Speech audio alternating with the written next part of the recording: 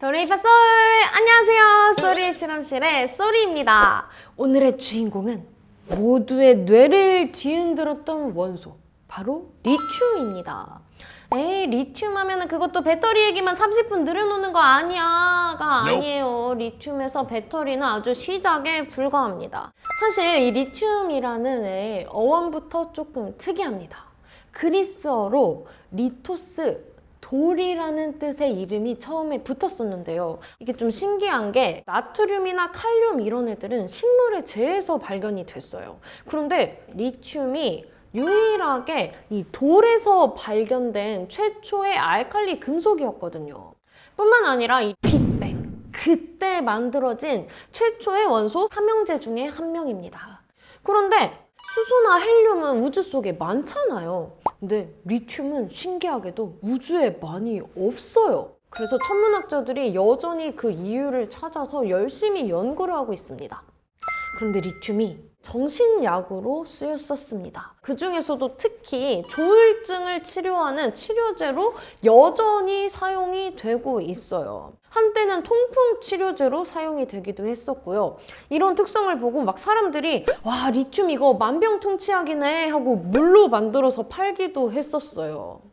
근데 참 웃기죠. 라듐도 그렇고 뭔가 치료 효과만 있다고 하면 사람들이 물에다가 넣어서 팔잖아요. 그래서 20세기 초에는 심지어 우리가 데일리로 그렇게 많이 마시는 코카콜라에도 리튬이 들어갔다는 썰이 있었습니다. 이거는 사실 확인이 불가능한 케이스인데 정확하게는 세븐업이라는 음료의 초기 모델에 리튬이 들어있었습니다. 리튬의 원자량, 무게가 약 7이에요. 그래서 세븐업이 됐다라는 전설도 있는데요. 뿐만 아니라 세븐업에 들어간 성분이 총 7가지다. 혹은 7온스의 병을 들어서 마신다 라는 여러 가지 이름에 대한 추측이 있는데, 그러니까 세븐업 입장에서는 우리가 콜라랑은 명확히 다른 거야. 아, 이거는 마시면은 너의 이 울적한 기분, 막 들쑥날쑥하는 기분까지 치료해줄 수 있다. 이런 식으로 초기에 광고를 많이 했대요. 두통부터 메스꺼움 등등 굉장히 다양한 부작용이 1950년대 때부터 알려지면서 세븐업에 들어가는 리튬은 사라지게 됐다고 해요. 배터리 이야기를 빼놓을 수 없는데요. 패드라든지 스마트폰, 전기차, 진짜 웬만하면은 리튬이온 배터리다라고 봐야 돼요. 근데 그것도 그럴 것이 리튬이라는 원자 자체가 한 번이죠. 세 번째로 가벼운 원소입니다. 그래서 배터리는 우리가 들고 다니면서 쓰는 것들에 보통 들어가기 때문에 가벼운 게 핵심 포인트예요. 뿐만 아니라 에너지 밀도가 높아요. 크기가 작기 때문에 같은 공간 안에 리튬을 많이 집어넣을 수 있는 거죠. 이 리튬은 자기의 전자 한 개를 잘 떼어주기로 유명해요. 전자를 떼어내는 것부터 전기의 이야기가 시작되거든요. 즉, 전기 활성화되는 정도가 굉장히 높다고 볼 수 있습니다. 전기를 굉장히 잘 날라주는 거죠. 리튬이온 배터리라는 것 자체가 양극, 음극이 있으면 이 사이를 리튬이온이 왔다 갔다 하면서 되는 거거든요. 그래서 리튬이온이 얼마나 잘 만들어져서 잘 움직이느냐가 가장 핵심인데, 리튬으로 만들면 그게 아주 잘 된다. 전기가 아주 잘 통한다는 거를 알 수 있죠. 리튬이온 배터리 자체는 1970에서 80년대에 만들어졌어요. 그런데 1991년에 소니에서 이 리튬이온 배터리를 상용화를 시켰습니다. 그 공로로 이 존 구디너프 박사, 그리고 그를 포함한 개발진이 노벨 화학상을 받기도 했는데요. 근데 이 박사님 이름이 또 참 신기해요. 정말로 굿이너프, 충분히 좋다, 이거를 이름으로 가지고 계시는 분이거든요. 그 이름만큼이나 정말 충분히 좋은 배터리를 만드신 걸로 유명합니다. 그런데 이 리튬이온 배터리의 위상이 점점 높아지면서 세계의 경쟁이 치열해지고 있죠. 특히나 요즘은 전기차가 굉장히 많이 개발되고 있고 많이 팔리고 있잖아요. 이 안에 꼭 들어가는 게 리튬이다 보니까 리튬을 화이트 골드라고 불러요. 그래서 전 세계가 이 화이트 골드를 찾기 위해서 정말 혈안이 돼 있습니다. 그런데 이 화이트 골드, 리튬은 대부분 어디에 묻혀 있냐? 칠레, 볼리비아, 아르헨티나인데요. 전 세계의 리튬의 약 75%가 여기 몰려 있다고 해요. 그야말로 리튬의 삼각지대인 거죠.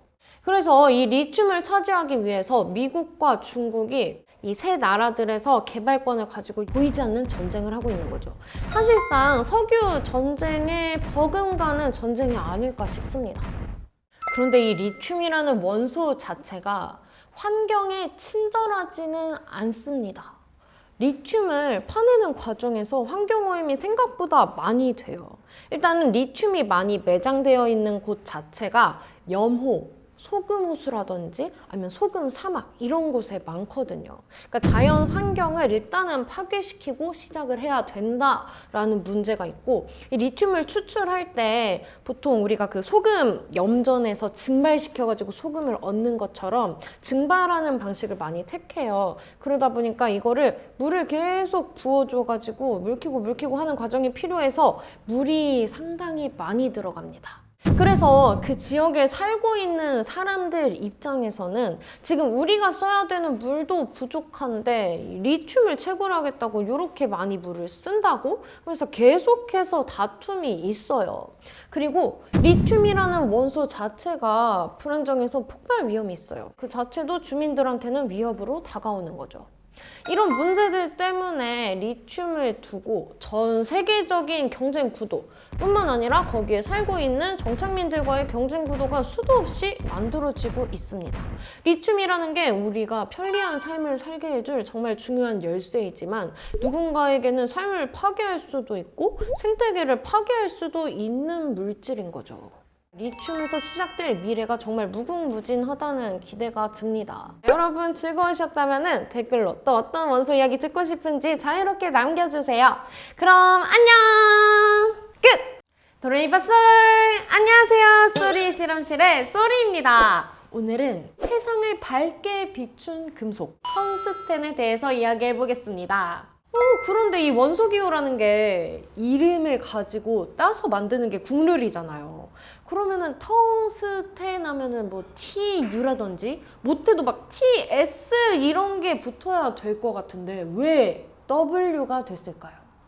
이 텅스텐의 원래 이름이 울프람이에요. 이게 독일어라서 볼프람이라고 읽는데 울프, 늑대가 들어있죠. 이 이름이 괜히 붙은 게 아닙니다. 옛날에 광부들이 주석을 정제를 하려고 열심히 광석을 캤어요. 그런데 여기에 이상한 광물이 들어있어가지고 주석만 정제해내는 거를 계속 방해를 하는 거예요. 이 이상한 광물이 바로 텅스텐이 포함된 울프람석이었습니다. 그래서 이 광부들 입장에서는 이 알 수도 없는 광물이 갑자기 나타나가지고 주석 수율을 확 떨어뜨리니까 화가 났겠죠. 주석을 잡아먹어버리는 이 늑대 같은 놈이다! 라는 의미에서 울프람이라는 이름을 지었다고 해요. 근데 그것도 그럴 게 울프? 당연히 늑대를 뜻하겠죠. 그리고 람이라는 게 거품 혹은 찌꺼기를 말하는데 우리가 재련 과정에서 그 위쪽에 떠오르는 찌꺼기들을 바로 이 람이라고 했어요. 그러니까 그대로 직역을 해보자면은 이 주석을 갑자기 나타나서 잡아먹어버리는 늑대 찌꺼기 같은 놈이다 이렇게 명명을 한 거죠. 그래서 이 이름이 원소명으로 굳혀지게 돼서 원소 기호 또한 W가 된 거죠. 텅스텐이라는 애는 굉장히 높은 녹는 점을 갖습니다. 무려 3422도인데요. 그러니까 이 온도까지 올리지 않는 이상은 얘는 계속 고체 상태인 거죠. 철의 녹는 점이 약 1500도 정도 되거든요. 그러니까 철을 녹이기 위해서 필요한 열보다 거의 2배가량을 뜨겁게 해줘야지 애가 겨우 녹을랑 말랑 한다.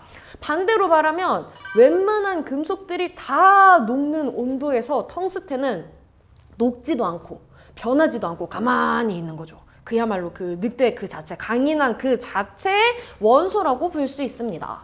그러면 이제 텅스텐이 세상을 어떻게 바꿔왔는지 같이 이야기해 볼게요. 먼저 전구 이야기를 해볼 건데요.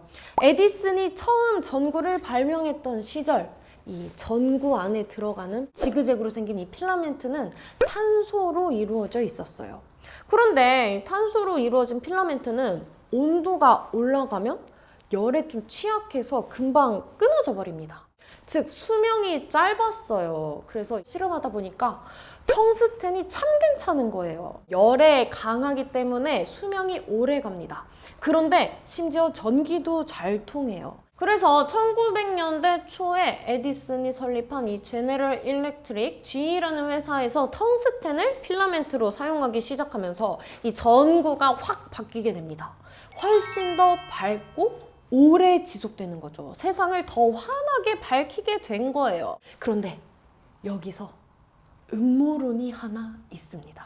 호이버스 카르텔 이야기라고 해요. 이 당시에 전구를 많이 만들었던 GE, 필립스 혹은 이 오스람 같은 대표적인 회사들이 몰래 비밀리에 만나서 우리 전구의 수명을 딱 1000시간까지만 제한하자 이런 회담을 했다고 해요. 그리고 만약에 1000시간 이상 가는 전구를 만드는 제조업체가 있다. 그럼 막 벌금까지 때렸다고 해요. 근데 생각해보잖아요.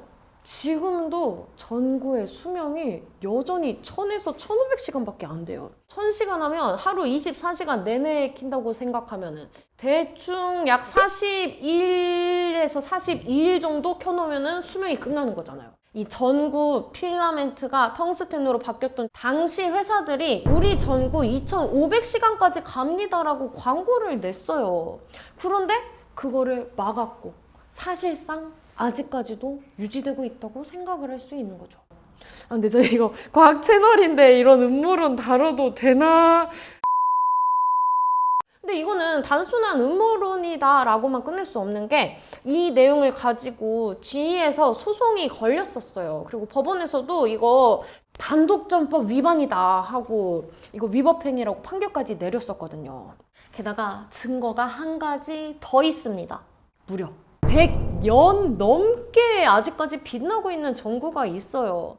이 전구는 실제로 이 리버모어 소방서, 미국에 있는 한 소방서에 기증이 돼서 아직까지도 빛나고 있습니다. 잠시 정전이 됐거나 전구를 다른 곳으로 옮기거나 이런 천재지변이 일어났을 때만 잠깐씩 불이 꺼졌고 그 외에는 계속 하루 24시간 100년 이상 불이 켜져 있었다고 해요. 즉 만들려면 만들 수 있다는 거죠. 그런데 이 텅스텐이 전구에만 쓰이는 건 아닙니다. 생각보다 우리 주변에 굉장히 많아요. 우리 팔목에 많이 차고 다니는 시계, 그 중에서도 명품 브랜드들이 있죠. 뭐 롤렉스라든지 오메가라든지 이런 시계들을 보면은 시계에 테두리, 시계 베젤이라고 하는데 이거를 텅스텐으로 많이 만들어요. 혹시나 이렇게 막 돌아다니다가 막 스크래치가 나면은 슬프잖아요.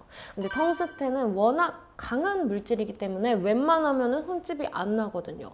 게다가 무게감이 있다 보니까 고급 시계에서 느껴지는 묵직함 이런 것도 느낄 수 있는 거죠. 괜히 시간을 지배하는 금속이라는 말이 있는 게 아니에요. 우리 PD님께서 지금 본인 시계에 텅스텐이 있나 없나 살펴보고 계신 것 같은데 어떻게 있나요?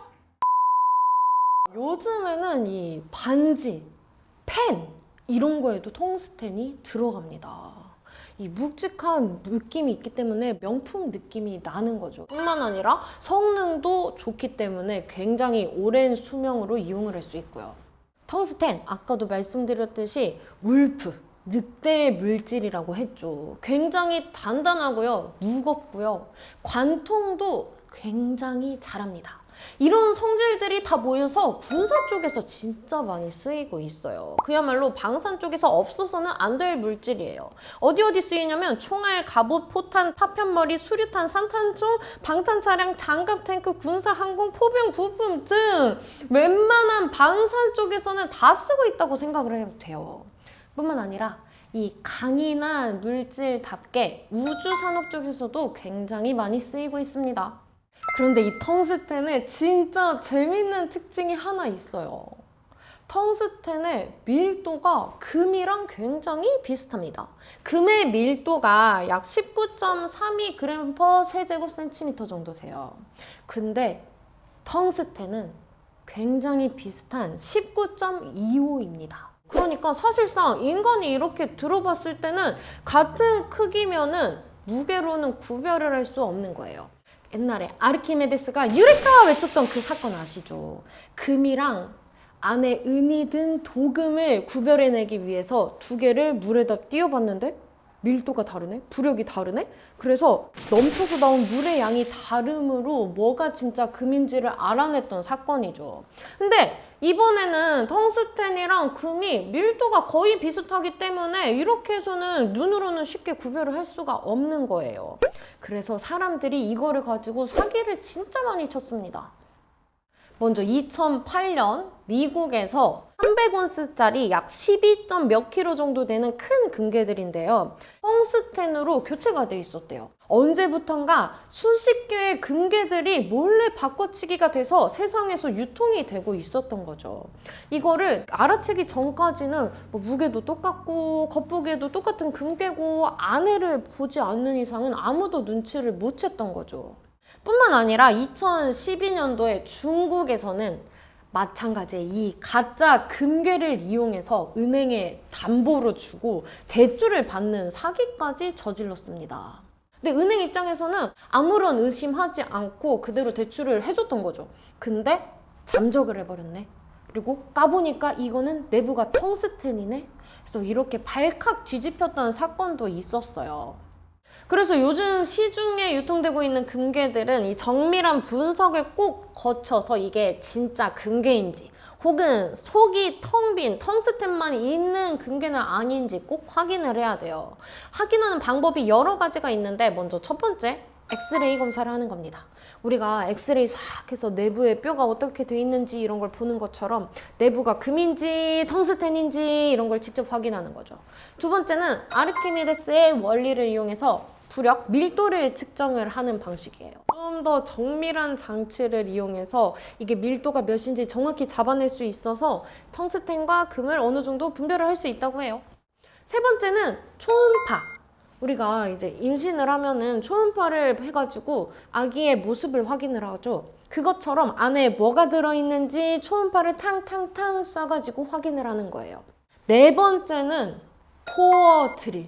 말 그대로 코어, 내부를 드릴로 파가지고 직접 뭐가 있는지를 보는 건데요. 가장 파괴적인 방법이기도 하고 이 금괴 자체를 부시는 행위이기 때문에 이거는 진짜 최후의 수단으로만 쓰고 있다고 해요.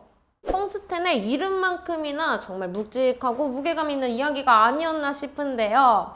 오늘 이야기가 재밌었으면 여러분 구독과 좋아요 마음껏 부탁드리고요. 다음에 또 재미있는 원소 이야기 들고 쏘리는 다시 찾아오도록 하겠습니다. 안녕! 끝! 도레미파솔! 안녕하세요. 쏘리의 실험실의 쏘리입니다. 오늘은 예쁘게 근데 조용히 죽이는 원소가 있다면 믿으시겠어요? 그 은밀한 매력의 주인공 안티모니를 만나보겠습니다. 자, 먼저 기본적인 정보부터 알려드릴게요. 이 안티모니라는 친구는 원자번호 51번, 기호는 SB인데요. 라틴어로 스티비움이라는 이름을 가졌어요. 뭔가 좀 고풍스럽고 그런 느낌이 나죠. 귀족들이 굉장히 애용했던 원소입니다. 준금속이라고 금속과 비금속의 성질을 둘 다 가지고 있어요.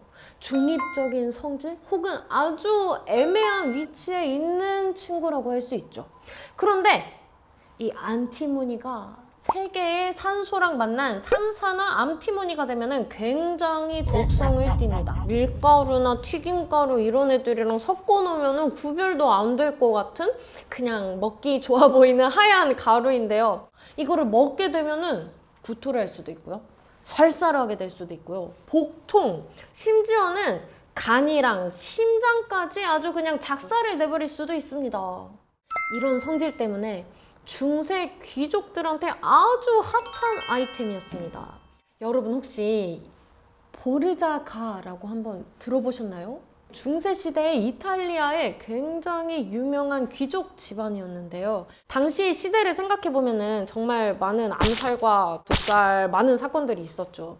그 중에서도 이 집안 사람들은 대대로 이 독약을 만들고 사용하는 법을 알고 있었다라는 전설이 내려올 정도로 독약의 진심인 가문입니다.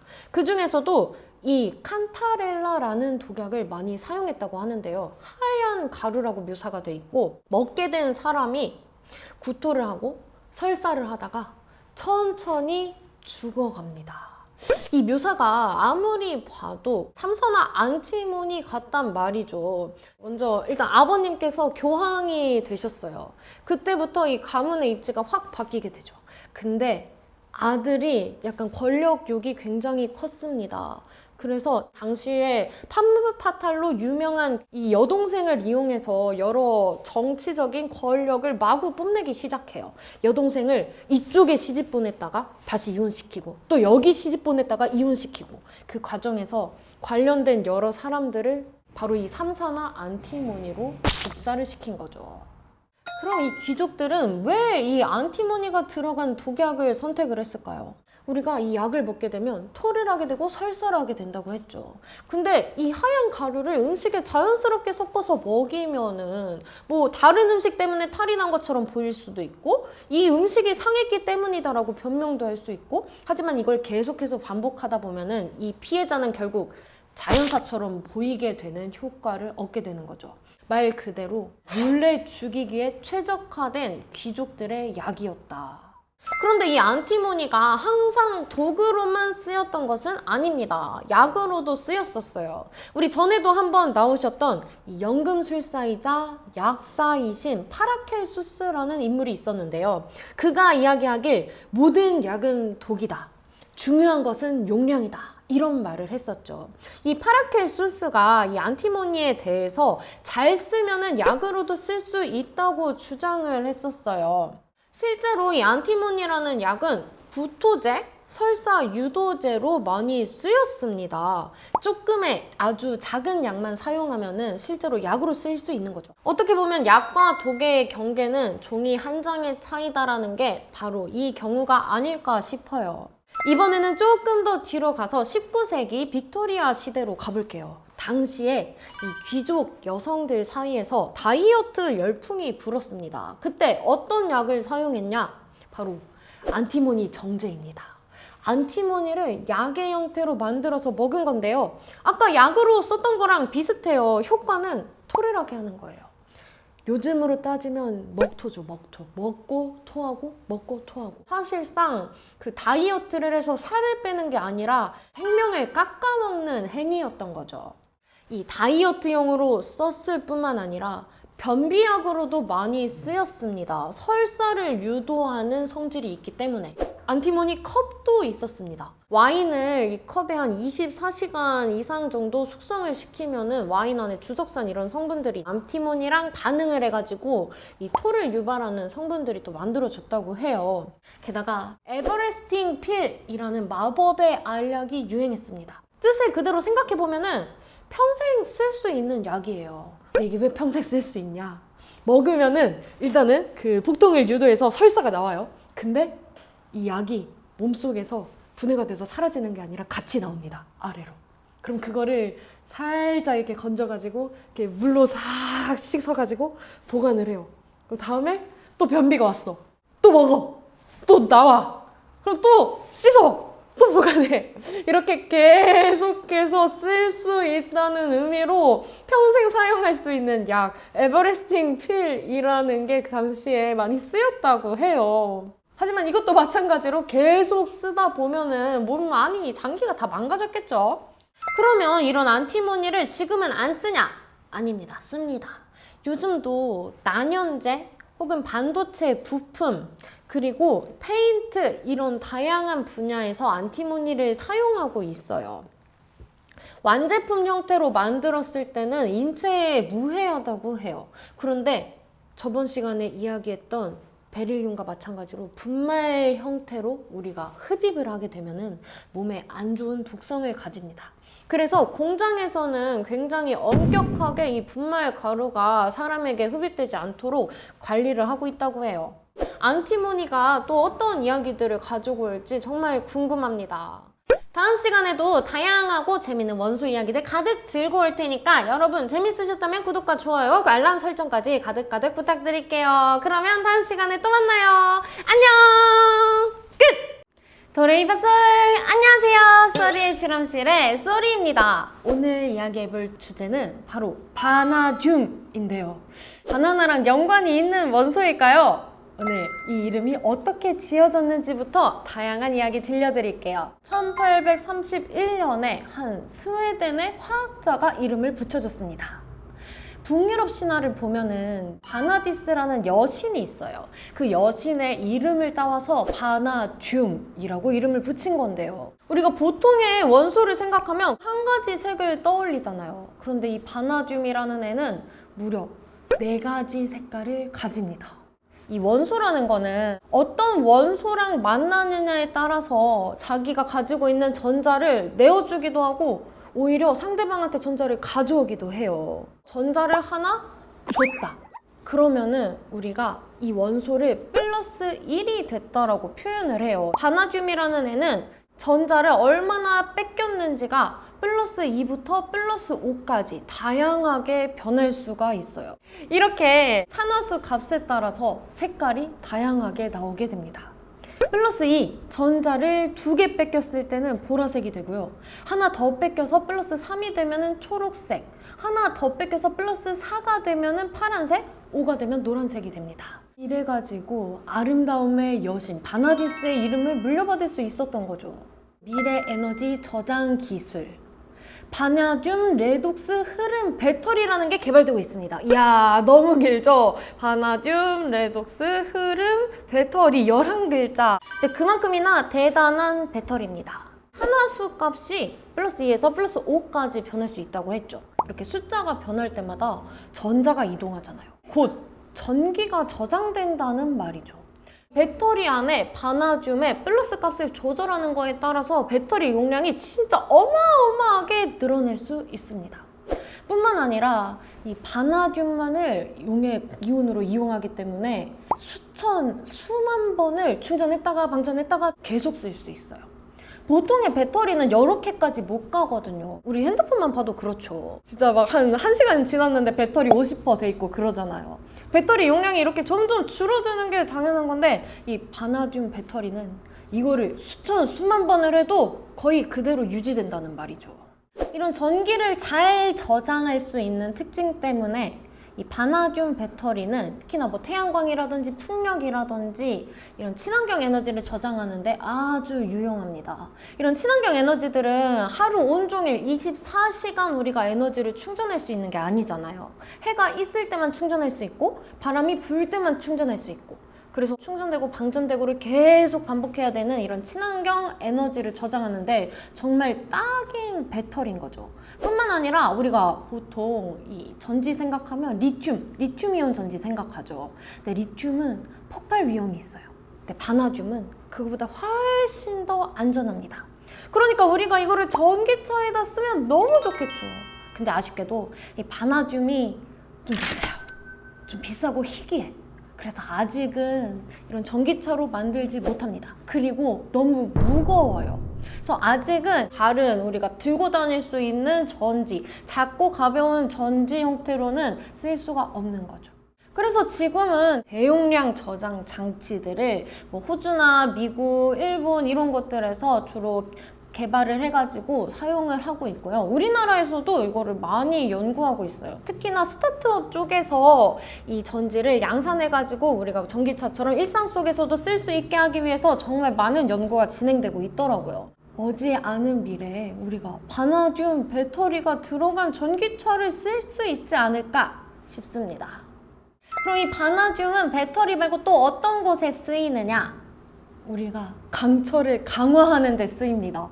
바나듐을 강철에 한 1%만 섞어주잖아요. 진짜 작은 양만 섞었는데도 강철이 원래의 강철보다 훨씬 더 단단해지고 가벼워지고 오래 갈 수 있는 거죠. 이게 강화죠. 그래서 이렇게 단단해진 강화된 강철을 가지고 항공 부품을 만들기도 하고 전투기 프레임을 만들기도 하고요. 심지어 F1 레이싱카, 걔들이 이제 이 코너를 뚫 때 휘 하면서 엄청난 마찰, 압력을 견뎌야 되잖아요. 극한의 환경을 견뎌야 되는 산업 분야에 이 바나듐이 꼭 들어갑니다. 아주 소량으로 거의 MSG 같은 톡톡한 역할을 해내고 있는 거죠. 뭔가 여기까지 들으면 멀리 느낄 수 있는데 우리 몸에도 있어요. 그런데 이 몸속에 있는 적은 양의 바나듐이 실제로 어떤 역할을 하는지는 정확히는 밝혀지지 않았습니다. 물론 다양한 연구가 진행되고 있어요. 일부 연구에서는 동물 실험을 했는데 이 바나듐이 인슐린 같은 작용 효과를 냈다. 그래서 당뇨 치료제로서도 한때 연구가 되긴 했어요. 근데 여기에 대해서도 정확한 효과는 아직 규명되지 않았어요. 게다가 이 바나듐을 다량 섭취하게 되면 몸에서 독성을 일으킬 수 있어서 우리가 아직까지는 당뇨 치료제로 쓰이고 있는 것도 아니고 이 건강 보조제로 쓰일 때도 정말 제한적으로만 사용이 되고 있습니다. 이 바나듐을 일부러 몸속에 농축을 시키는 생물도 있습니다. 바닷속에 살고 있는 멍게. 멍게는 이 바닷물 속에 있는 바나듐을 흡수해서 체내에 거의 바닷물보다 최대 10만 배까지 농축시킬 수 있는 능력을 가지고 있습니다. 즉, 이 바나듐을 멍게가 피 속에 농축시켜서 가지고 다니는 건데요. 이게 어떻게 가능하냐? 사람을 포함한 이 척추 동물들은 혈액 속에 헤모글로빈이란 게 있죠. 원판 모양으로 생긴 거, 이 동그란 거 아시죠? 이 헤모글로빈이 철분을 가지고 있어요. 그래서 이 철분이 산소랑 결합을 했을 때 빨간색이 돼서 우리 피가 빨갛게 보이는 거예요. 그런데 멍게는 피 속에 이 헤모글로빈이 없습니다. 대신에 바나빈이라는 단백질이 있는데요. 얘는 철분 대신에 바나듐을 흡수하는 애입니다. 그래서 바닷속에 있는 바나듐만을 흡수해가지고 농축을 시키는 거죠. 멍게를 이렇게 싹 잘라보면 빨간색 피가 나오는 거를 볼 수 없을 거예요. 보통 뭐 초록색 혹은 좀 푸르스름한 색 혹은 노란색 이런 게 나타납니다. 바나듐은 이 다른 원소랑 반응을 했을 때 색이 다양하게 나오죠. 산소랑 반응했을 때 이런 종류의 색을 띌 수 있기 때문에 멍게를 싹 잘랐을 때 안에 싹 까보면 이런 색을 볼 수 있는 겁니다. 이 바나듐은 멍게 속에서 어떤 역할을 할까? 이것 또한 아직 명확히 밝혀지지 않았습니다. 이 인간에게 미치는 영향처럼 멍게에 대해서도 여러 가지 연구가 되고 있긴 하는데요. 근데 굉장히 다행인 소식은 우리가 사랑하는 그 멍게를 마음껏 드셔도 우리가 바나듐을 섭취해서 독성으로 죽을 일은 없습니다. 멍게만 먹고 산다면 또 다를 수도 있겠지만 보통의 사람들이 먹는 것 정도로 멍게를 섭취한다. 그래서는 문제될 게 전혀 없습니다. 일본에 있는 어촌 마을에서는 그 멍게를 매일같이 먹는 사람들이 있대요. 그분들을 대상으로도 연구가 진행이 됐었는데 건강에 아무 이상이 없었다고 해요. 이런 결과를 보면은 여러분 마음 놓고 멍게 마음껏 드셔도 됩니다. 여러분이 검색을 하시다 보면 가장 첫 번째로 연관 검색으로 뜨는 게 바나듐 쌀일 거예요. 바나듐이 인슐린이랑 비슷한 역할을 한다라는 결과가 있었어요. 그래서 일부 과학자분들이 이 바나듐 비료를 뿌려서 쌀을 재배해 본다든지 혹은 원래 바나듐이 풍부한 땅에 쌀을 재배해 본다든지 그런 식으로 바나듐 쌀을 재배해 봤어요. 하지만 아까도 말씀드렸듯이 아직까지는 이 바나듐이 당뇨에 정말로 효과가 있는지 명확히 밝혀지지 않았습니다. 과학적인 근거가 부족한 거죠. 그래서 일부 업체들에서 이 바나듐 쌀을 판매하고 있긴 한데 대부분이 이 건강보조식품으로 등록되지는 않았어요.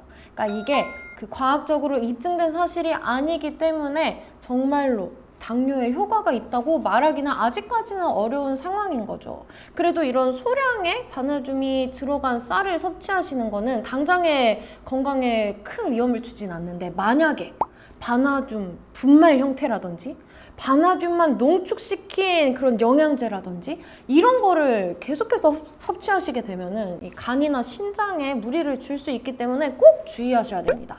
좋다라는 말은 꼭 과학적인 눈으로 따져봐야 합니다.